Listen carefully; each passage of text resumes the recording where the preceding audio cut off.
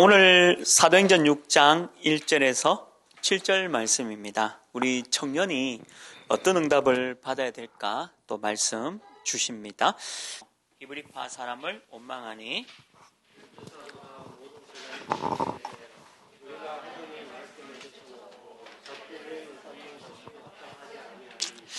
형제들아 너희 가운데서 성령과 지혜가 충만하여 칭찬받는 사람 7을 택하라. 우리가 이 일을 그들에게 맡기고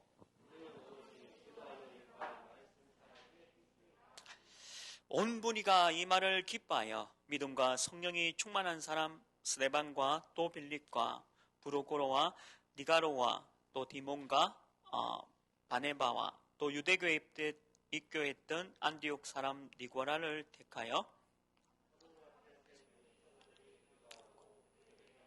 함께 읽겠습니다. 하나님의 말씀이 점점 왕성하여 예루살렘에 있는 제자의 수가 더 심히 많아지고 허다한 제사장의 무리도 이 도에 복종하니라. 아멘. 오늘 우리 청년들이 미션이 없다면 참 곤란하죠. 그래서 미션이 없는 청년, 그리고 혹시 여러분들이 진짜 미션을 붙잡는다면 미션 있는 청년으로 오늘 사도행전 6장 1절에서 7절에 나오는 중직자 또 제자의 축복을 좀 누려야 되겠죠. 그 교회에 오면 저도 유 목사님이 그런 얘기 하셨는데 보통 사람 얘기가 많아요. 교회에. 근데 문제는 세상에서 있던 얘기를 세상에서 살다가 와가지고 사람 얘기를 쭉 하다 보면 오늘 우리 강단 말씀대로 불순종이나 또 불신앙에 빠지기도 합니다. 그러니까 나는 뭐 좋은 얘기를 한다, 또 맞는 얘기를 한다라고 하지만 그 얘기가 자칫 잘못하면 내 신앙을 떨어뜨리고 또 불순종에 빠지게 하고 또 불신앙에 빠지게 하는 일이 너무 많아요. 그래서 교회에 와서 사람한테 시험 들어서 교회로 나가는 사람도 꽤 많습니다. 제가 현장에서 이렇게 전도하다 보면 대부분 교회 다니신 분들이 꽤 많더라고요. 근데 어떤 계기로 해서 교회를 떠나게 되는데 그 떠나게 되는 거의 대부분이 사람 때문에 뭐 어느 장로님 때문에 또 어느 집사님 때문에 또 어떤 뭐 청년끼리 또 어떤 뭐 권사님 때문에 교회를 떠나게 된 현장에서 이렇게 만나봐서 좀 얘기 나누면 그런 분들이 너무 많아요. 근데 손해죠. 그 사람 때문에 교회를 떠나게 되고 이런다면 그 사람에게는 굉장히 손해에 대한 부분을 조금 말씀하고 있는 겁니다. 그래서 여러분들이 만약에 미션이 없다, 하나님이 주신 그 미션이 없으면 혹시나 여러분도 자꾸 사람 때문에 이렇게 시험 들고 또 일단 사람과의 그 갈등과 인간관계로 인해서 이렇게 무너지는 그런 경우도 꽤 많이 있거든요. 그래서 그걸 좀 조심하셔야 돼요. 오늘 사도행전 6장에도 보면 사람들 관계에서 이 갈등 때문에 무너졌다라는 것을 볼 수 있는 겁니다. 그래서 여러분들이 서론에 꼭 여러분들 신앙생활 할 때요. 오늘 우리 강단 말씀도 있습니다. 오늘 찬양대도 완전하신 그리스도. 결국 말씀 따라가셔야 돼요. 말씀 따라가야 힘이 납니다. 그러니까 저 사람이 나를 알아주든 안 알아주든 그리고 저 사람이 나한테 불순종의 말, 불신앙을 하더라도 내가 거기에 흔들리지 않는 그 비밀이 결국 말씀 따라가면 되는 거죠. 두 가지 길이 있거든요. 결국 우리에겐 두 가지 길이 있잖아요. 믿음 가지고 승리하는 길이 있고 불신앙 때문에 무너지는 경우가 있어요. 근데 의외로 교회 안에서 사람 말 때문에 무너지는 사람이 너무 많아요. 그러니까 이 말에 무너지고 또 저런 말에 섭섭하고 상처받고. 근데 그럴 수는 있죠. 그렇게 상처받고 왜 그런 일이 있을 수 있는데, 그러면 그 사람에게는 손해입니다. 그래서 성경은 항상 이 신앙은요, 말씀 따라가셔야 돼요. 그러니까 말씀에 내가 두 가지 길 중에 오늘 복음적 선택하라. 복음을 선택해야 되겠구나. 내가 사람을 살려야 되겠구나. 저는 교회 생활하면서 늘 제가 이렇게 집중하는 부분이 그냥 다른 사람을 다 살린다. 사람을 살려야 된다. 내가 사람을 의지하면 안 되고 내가 복음 가지고 우리 교회에 있는 사람들 다 살려야 되겠다라는 생각을 갖게 됩니다. 그러니까 이 말씀 따라 신앙생활이 돼야 됩니다. 왜 그러냐면 여러분들이 계속 부딪히는 게 뭐냐면 이 상황이 안 좋거든요. 좋은 상황이 있지만 안 좋은 상황에 놓일 때가 많다는 거죠. 그럴 때마다 내가 흔들리면 안 되잖아요. 그래서 여러분들이 24라는 이 비밀을 꼭 갖고 있어야 됩니다.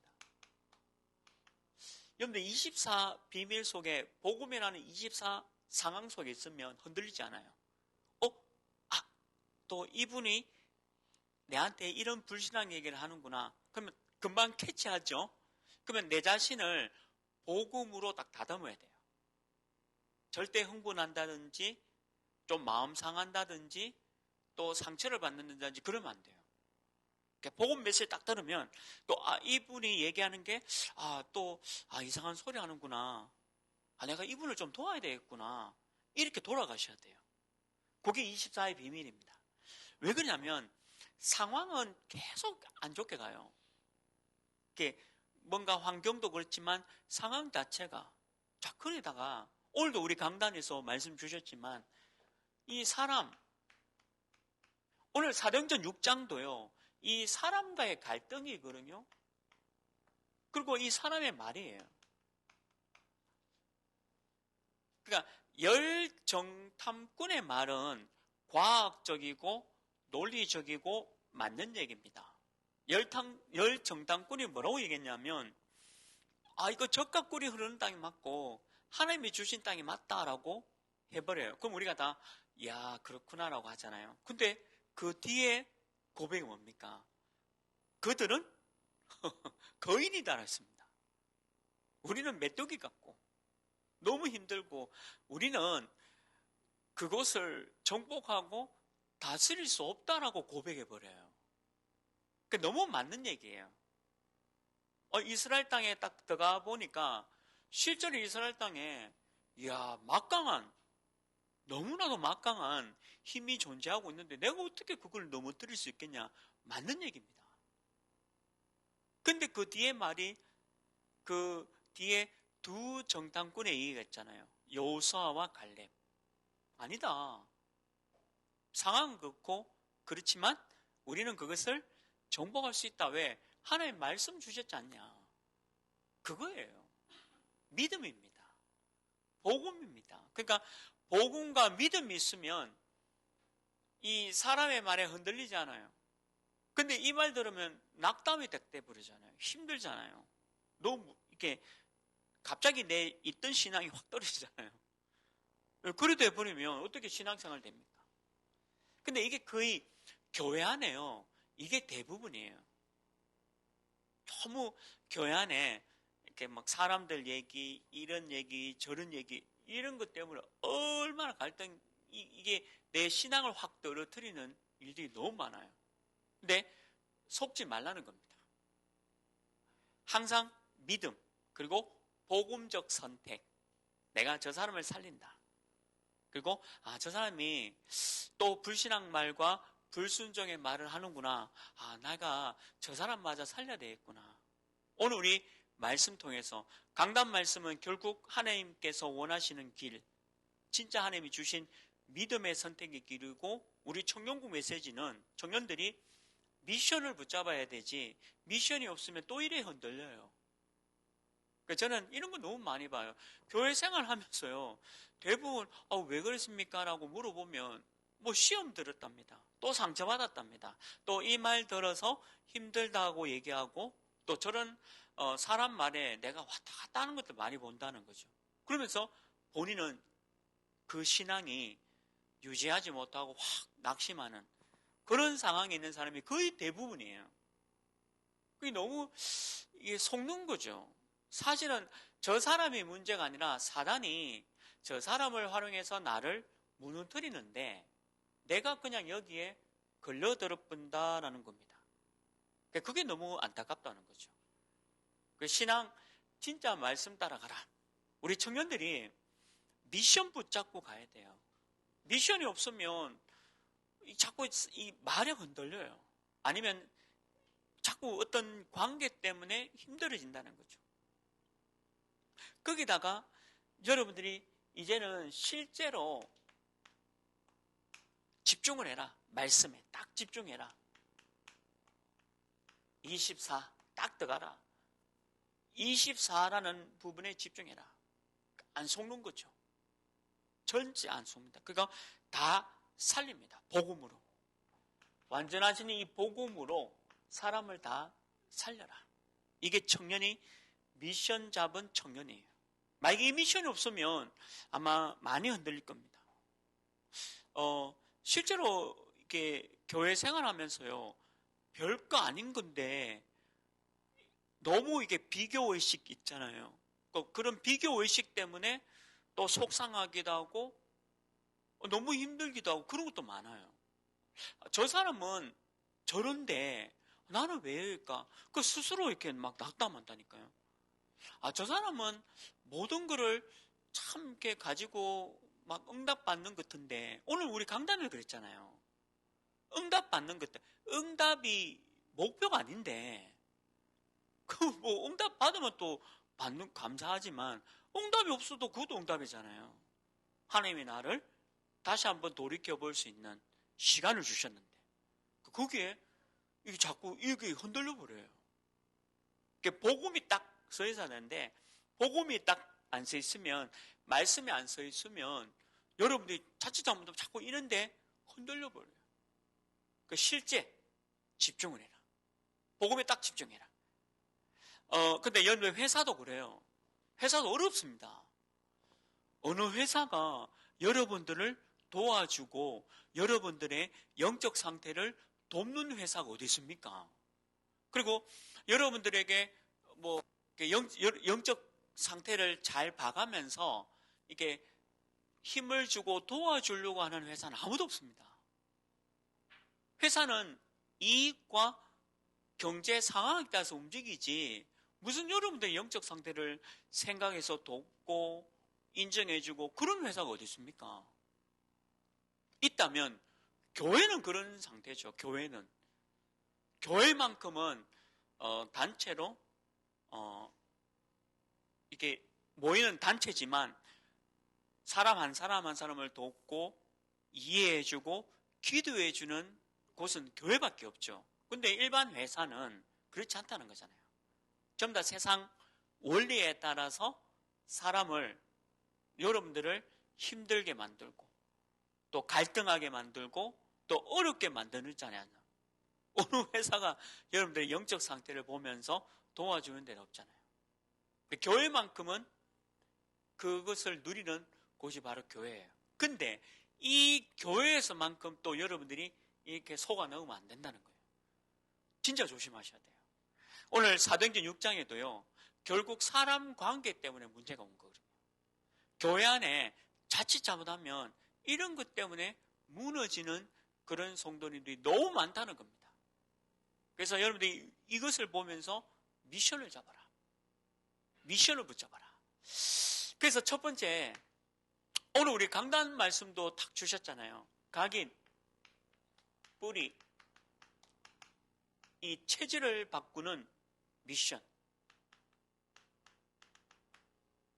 각인과 뿌리와 체질을 바꾸는 미션. 이게 우리 전도자께서 이 말씀 주셨거든요. 절대 안 바뀐다 했습니다.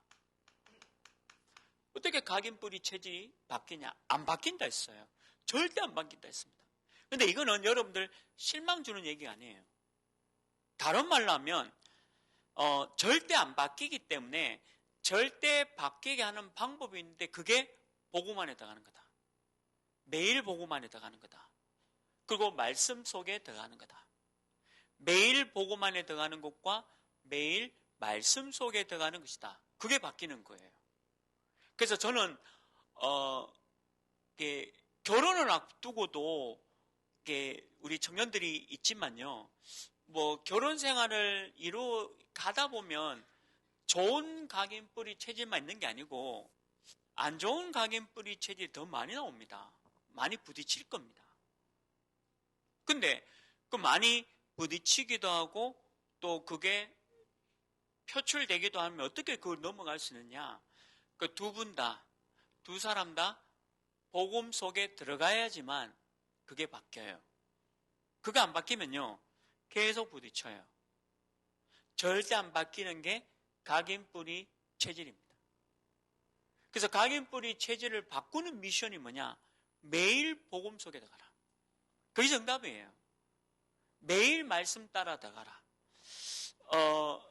이때까지 신앙생활을 너무 잘했는데 내가 교회 생활을 이렇게 헌신하고 봉사하고 이렇게 주의 일을 위해서 과거부터 현재까지 잘 해왔는데 내가 왜 이럴까? 왜 그렇습니다. 내가 왜 이럴까 얘기하면 그래요. 하나님의 은혜로 헌신과 봉사를 해온 거지 내가 한 게 아니잖아요. 그러니까 내가 오늘과 미래에 또 넘어질 수 있어요. 절대 각인 뿌리 체질이 안 바뀝니다. 그래서 여러분들이 매일 복음 속에 들어가야 돼요. 언제까지냐면 천국 가는 그날까지. 좋은 거 없어요. 내가 이때까지 지금까지 잘했다. 그거 아무것도 소용없습니다. 그건 하나님의 은혜로 된 거고 내가 오늘 결론도 그랬잖아요. 오늘과 내가 미래 사이에 매일 오늘과 미래 사이에 복음 속에 들어가야 돼요.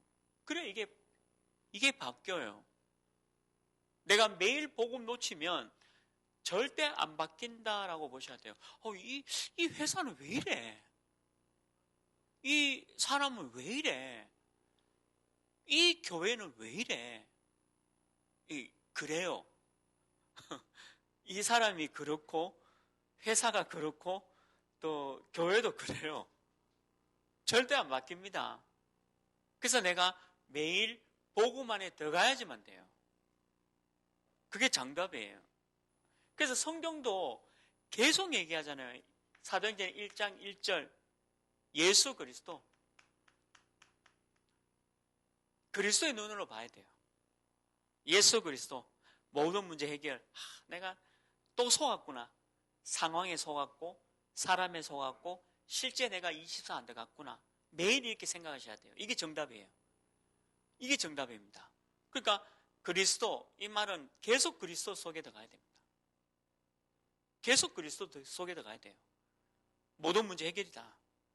내가 여기 속으면 안 된다. 그리스도 잡아야 되겠구나. 내가 오늘 잡아야 되겠구나. 내가 내일도 그리스도다. 내가 천국 가는 그날까지 그리스도다. 이거 안 잡으면 헷갈립니다. 헷갈리고요. 상황 속에 자꾸 무너져요. 저는 하나님 은혜인데 이렇게 절대 흔들리지 않아요. 저는 늘 즐거운 생각해요. 누가 힘들게 하고 어렵게 하고. 지난주도 좀 저를 속상하게 하는, 오늘 우리 담임 목사님도 그렇게 얘기하셨는데, 사람인지라 저를 좋아하는 사람도 저도 좋고 저를 싫어하는 사람도 나도 니 싫어. 사람인지라 그런 마음이 있잖아요. 근데 또 목사니까 그럴 수 없잖아요. 근데 또 이제 지난주는 또 어떤 분이 또 막 그래가지고 이 생각했는데, 근데 또 즐거운 생각했어요. 즐거운 생각. 여러분들과 함께 후룸 라이드를 타고 여러분과 함께 이런 가보다 하여튼 그 이름부터 하여튼 빙글빙글 막 이렇게 그거 탈 생각하고, 그리고 알라딘 그거 들어가서 마음껏 뛰놀고, 또 제가 가장 좋아하는 게 회전목마거든요. 그 회전목마 타고 우리 청년들과 함께 사진 찍고 이렇게 복권 앞에서 또 범퍼카 타고 또 잔디 썰매장 타고 그러니까 그 생각하니까 너무 행복한 거예요. 너무 재밌고 우리 그 4대 교구 교육자가 3명이 있거든요. 그 제가 카톡 사진에 우리 홍아람이 1등이죠. 이만큼 점프 뭐 이렇게 고은이 2등 이렇게 내가 꼴찌 돼 이렇게 그거 보더니만 우리도 가욕하는 거예요. 그 교육자 4교구 교육자 분들이 저하고 같이 가자는 거예요. 근데 가자 했어요. 가가 또 사진 찍고 또 그렇게 그 생각하니까 즐겁잖아요. 얼마나 신나고 재밌어요. 그거 막 뭐 일만 하면 근데 제가 놀러 가서 즐거운 생각 때문에 행복한 게 아니고 그게 아니고 제가 복음이 있으니까 매일 그리스도니까 그래 뭐 이렇게 그러니까 4월 달에 우리 또 그거 얼마나 재밌습니까? 복음만 해서 우리 청년들하고 마음껏 얘기하고 놀고 뛰어놀고 벚꽃 보고 사진 찍고 그러니까 힘든 게 아니에요. 이런 거 와도 힘든 게 아니죠. 매일 그리스도인데 속으면 안 돼요. 그리고 분명히 사단의 나라, 흑암의 나라, 귀신 나라 있어요. 저는 사단 압니다. 마귀 압니다. 그리고 귀신들이 어떻게 사람을 무너뜨린가 압니다. 그래서 우리 보고 하나님의 나라 매일 1장 3절 하나님의 나라예요. 다른 말로 하면 사단의 나라가 있다는 거예요. 어디에? 회사에, 가정에, 내가 가는 모든 현장에 마귀 나라 있어요. 보좌의 축복으로 하나님의 나라가 임해야 돼요. 내 가정에, 그리고 내 직장에, 그리고 내가 가는 모든 현장에 하나님의 나라가 매일 임해야 돼요. 그래야 바뀌지. 여러분들 직장이 뭐 쉽습니까? 아니 무슨 직장이 하나님의 나라를 이루는 직장이 어디 있어요? 세상 모든 직장은 돈입니다. 창세기 3장, 6장, 11장. 그러니까 여러분들이 사람으로 안 보고요. 돈이에요. 우리 회사에 얼만큼 이익이 되느냐? 그러면 좋은 거고요. 우리 회사에 이 친구가 이익이 전혀 안 된다? 그러면 해고 통지 보냅니다. 그런데 해고 통지 받아보셨어요? 해고 통지 그냥 바로 줍니다. 요즘은 이렇게 뭐 카톡으로도 주지만 이렇게 문서로도 주게 돼 있어요. 그러니까 위에 제목이 뭐냐면 해고 통지서예요. 그거 이게 서류 안 받아보면요, 이래 됩니다. 회사가 그렇잖아요. 왜냐하면 돈과 관련돼 있습니다. 세상에 그 어떤 직업이 다 그래요. 이익이 안 되면 여러분들 자릅니다. 분명히 사단 마귀 귀신의 나라 없습니까? 있습니다. 그 하나님의 나라를 매일 이루라는 거예요.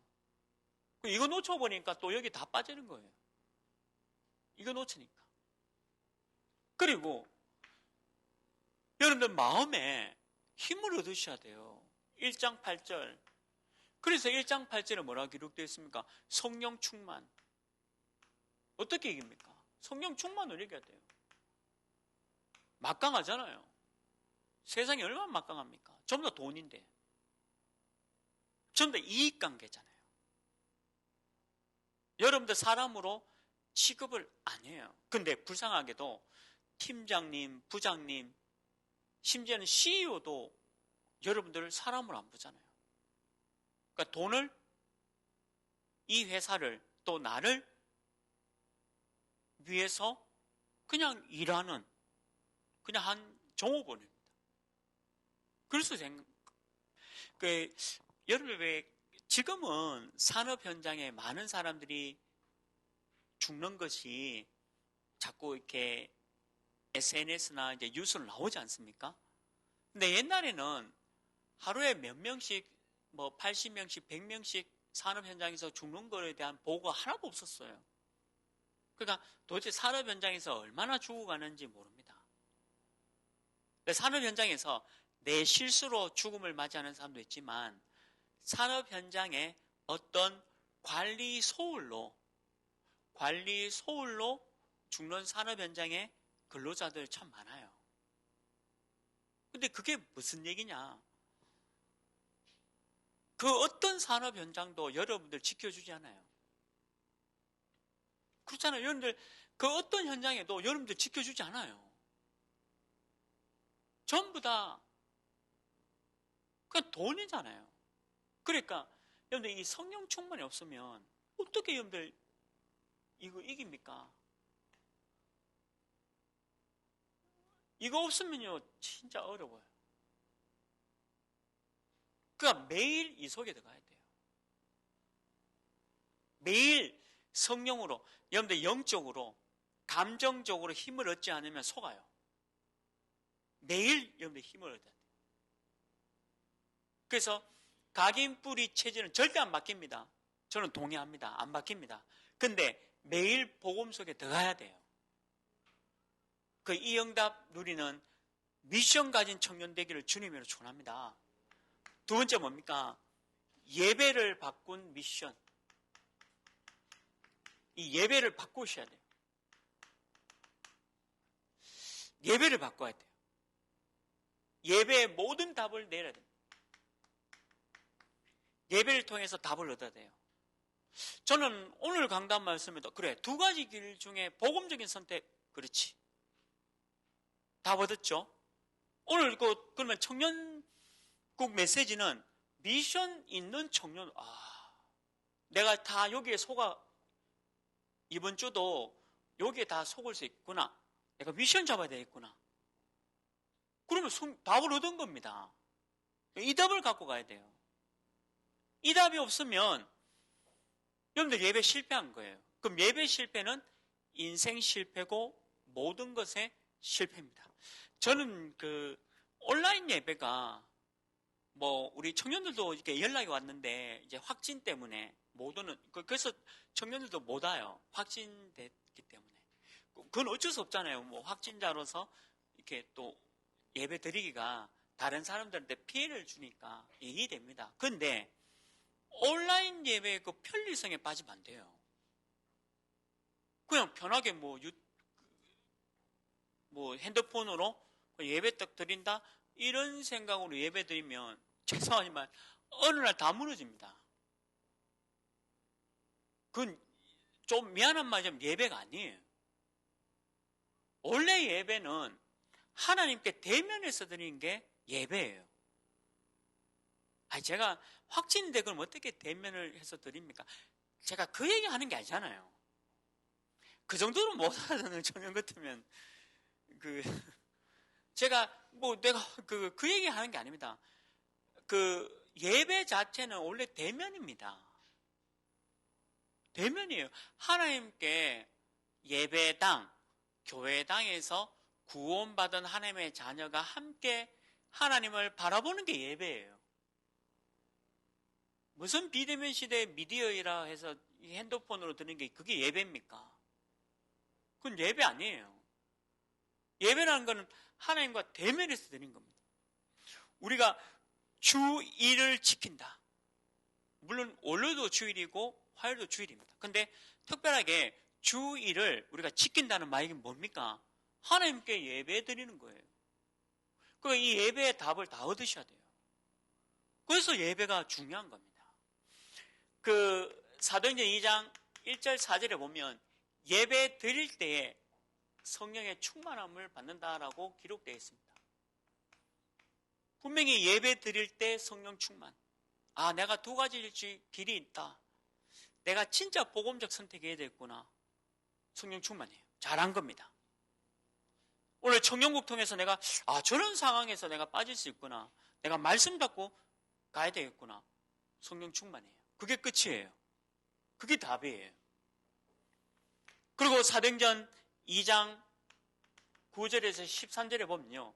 이때 하나님이 15나라의 응답의 축복을 열어줍니다. 예배 때.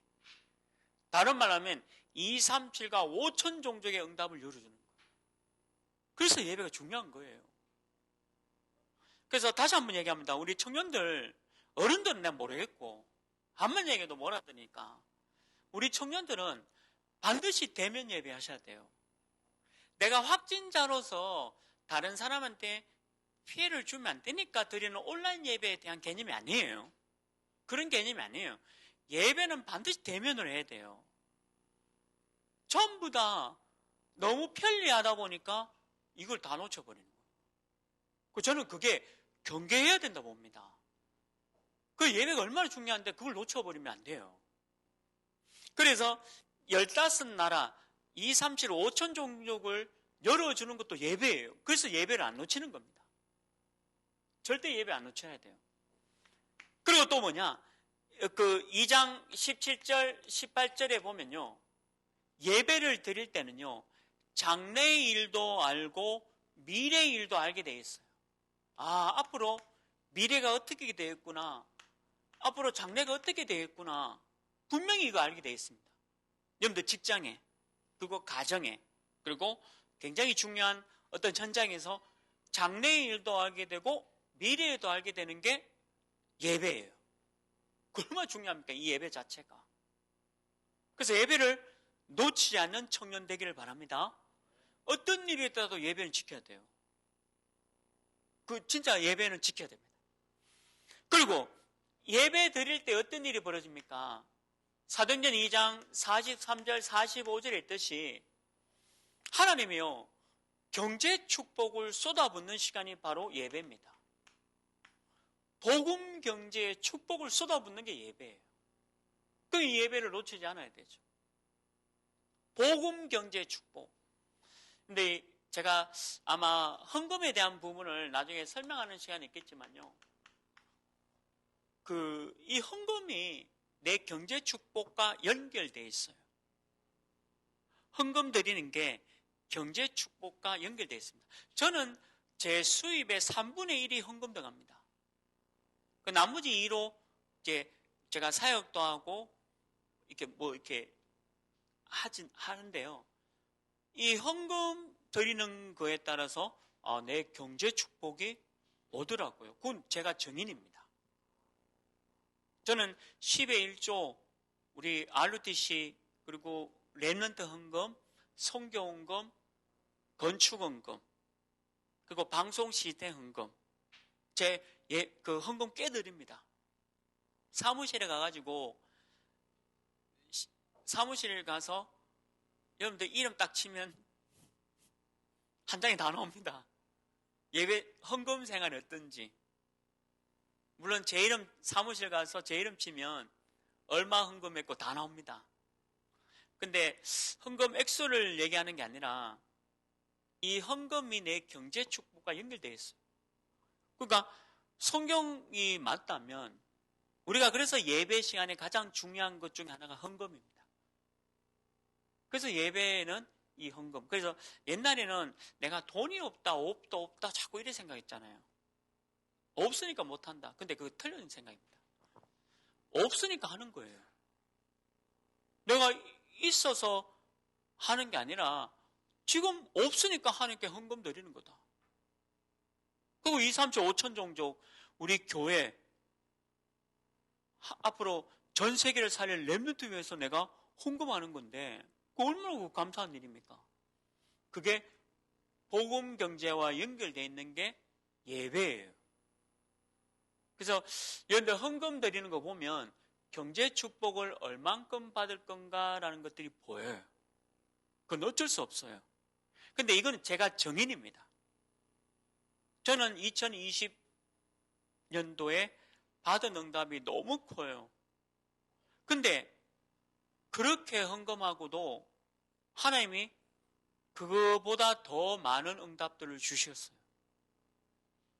그 응답을 바라기 위해서 내가 헌금하는 게 아니에요. 제가 무슨 그런 세상 사람들 말하는 그런 차원의 헌금 얘기하는 게 아닙니다.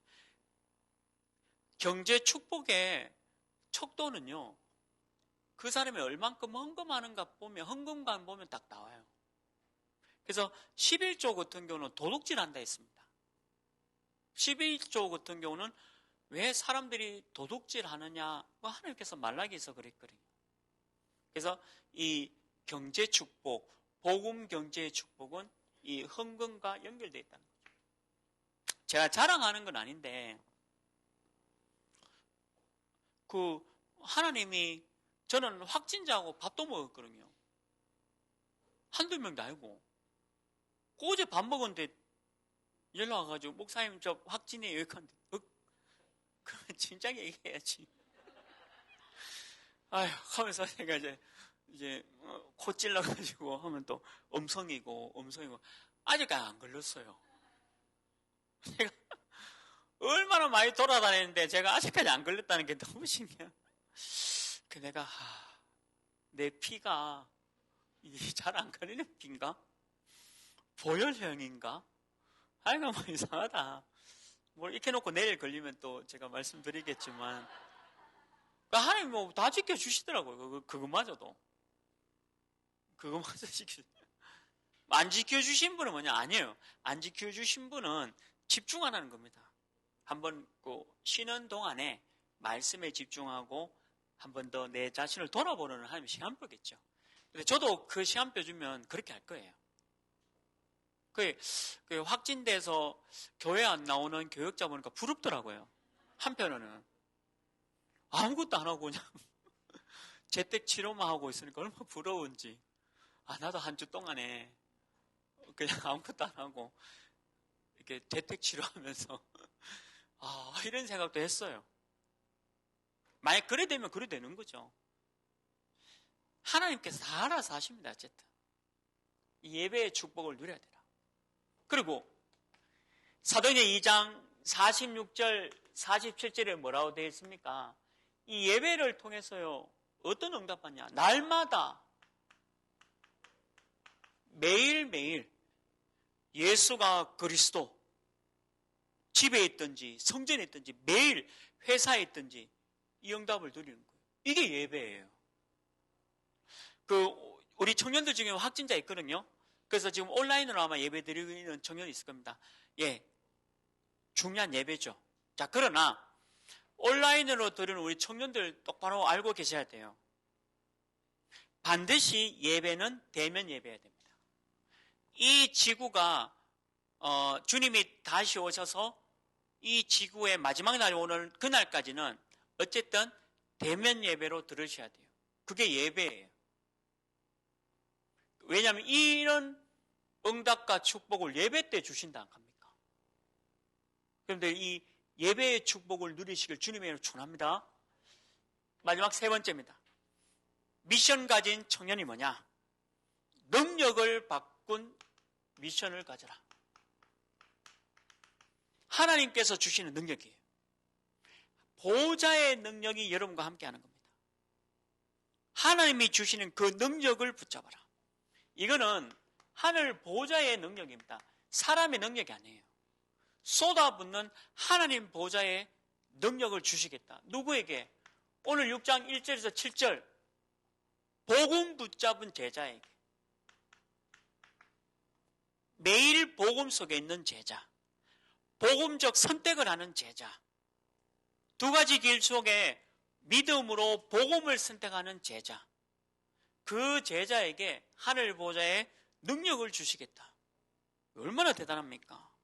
그리고 사도행전 7장 1절에서 60절에 보면요, 스데반이요 순교를 당합니다.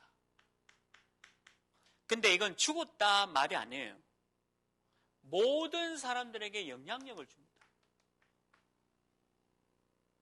이게요 안디옥 교회의 탄생이 되어지는 거예요.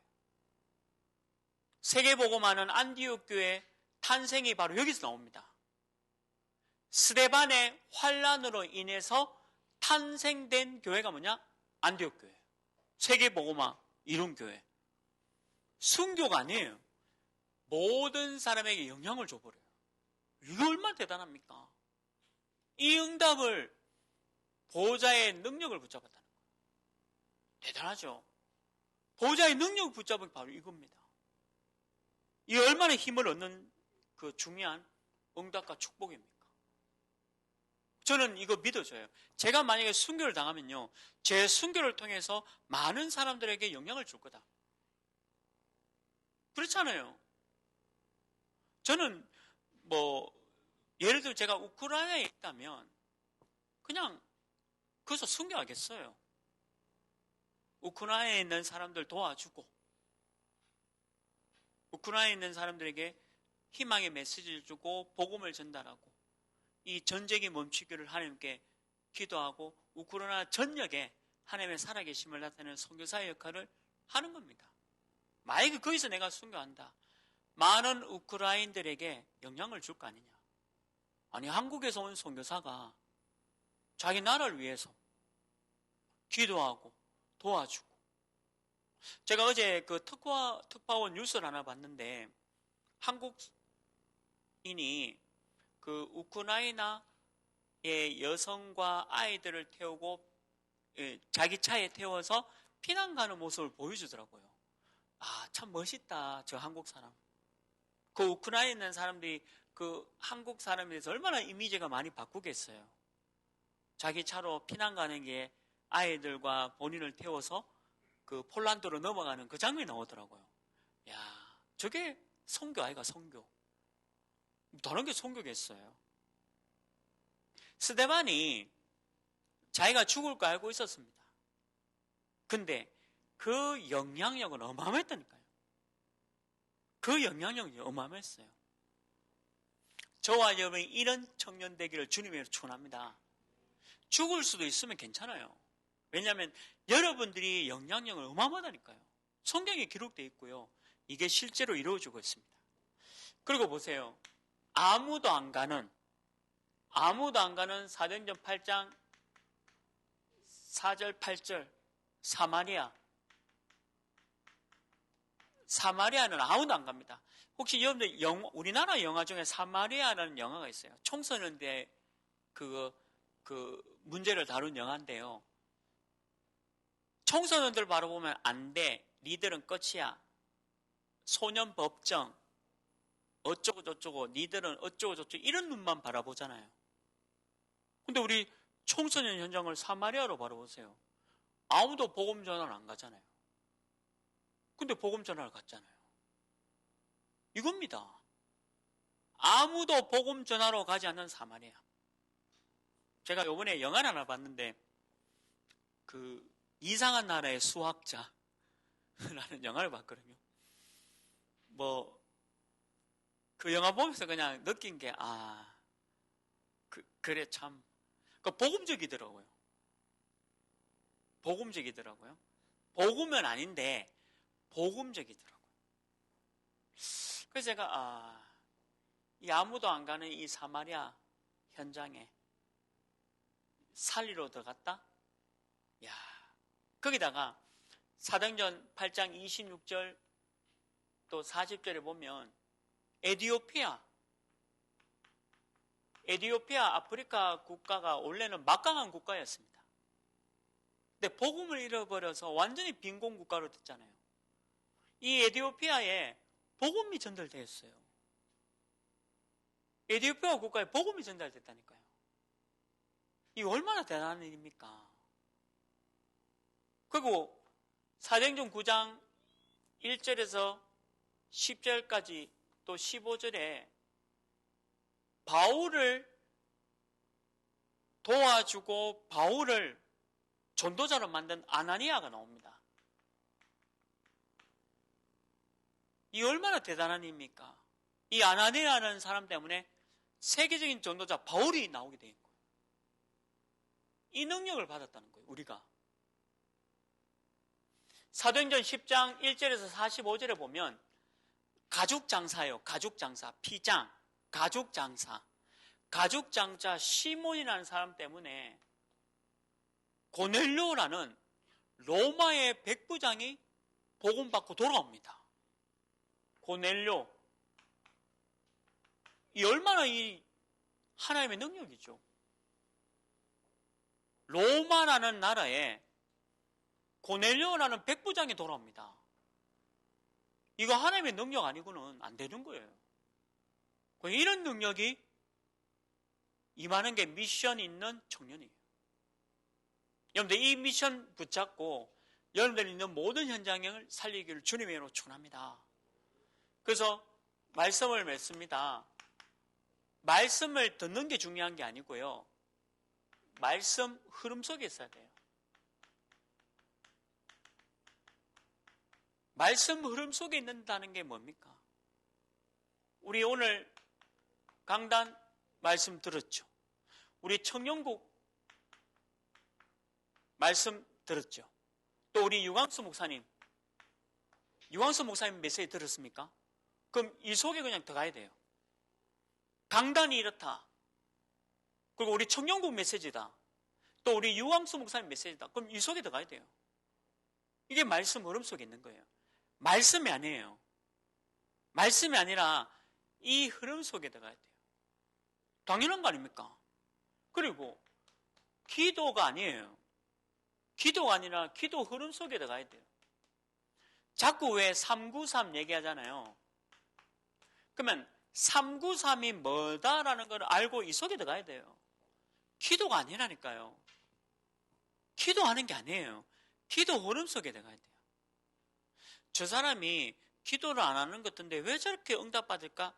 저 사람은 기도 흐름 속에 있어서 그래요. 사람들에게 보이기 위해서 이렇게 하는 기도의 외식적인 행위가 아니고요. 기도 흐름 속에 쓰는 거예요.